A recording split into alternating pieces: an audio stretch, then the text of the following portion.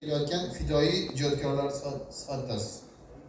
O'zbekiston Yozuvchilar uyushmasi a'zosi, taniqli jurnalist, yozuvchi va shoir sifatida siz faqat qalam, balki yuksak mas'uliyat sohibi ekanligingizni amalda namoyon etdingiz.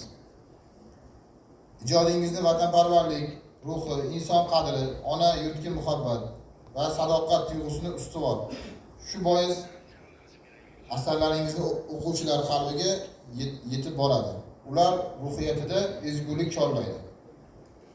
Eng muhimi, siz ko'plab yosh ijodkorlar uchun haqiqiy ustoz, mehribon maslahatchi bo'ldingiz. Sizning hayot yo'lingizni yoshlar uchun ibrat, zamonlar uchun namuna, ruhiyat tayanchidir.